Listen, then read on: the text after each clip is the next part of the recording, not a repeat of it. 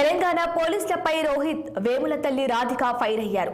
విచారణలో కొందరు పోలీసులు బీజేపీకి అనుకూలంగా వ్యవహరించారని ఆమె ఆరోపించారు.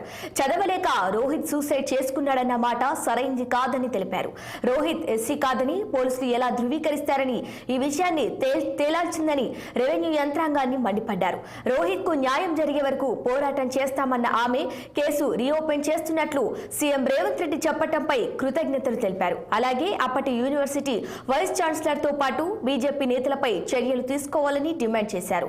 హైదరాబాద్ సెంట్రల్ యూనివర్సిటీ ప్రధాన గేటు దగ్గర మీడియాతో మాట్లాడారు రాధిక.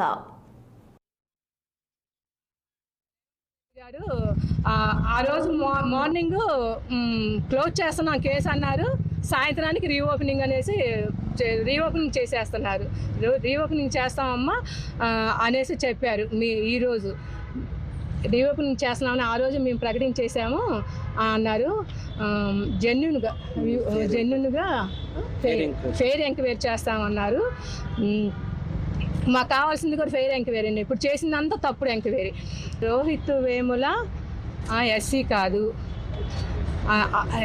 అదొక క్వశ్చన్. ఎస్సీ కాదు, నా కొడుకు ఎస్సీ, మాటికి ఎస్సీ. నేను దళిత ఉమెన్ని, నేను ఒక దళితురాల్ని. నాకు పుట్టిన పిల్లోడు ఎస్సీ కాదని ఎట్లాగా పోలీసులు చేస్తారు? అది క్యాస్ట్ గురించి పోలీసులు ఎంక్వైరీ చేయరు కదా. అది చాలా తప్పుడు ప్రచారం.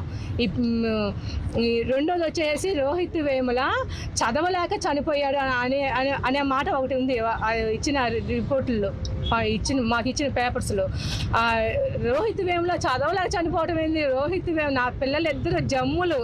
అసలు ఎట్లాగా కూర్చున్నట్టు లేచి వెళ్ళినా కూడా ఎగ్జామ్స్లో పాస్ అయ్యేసి మంచి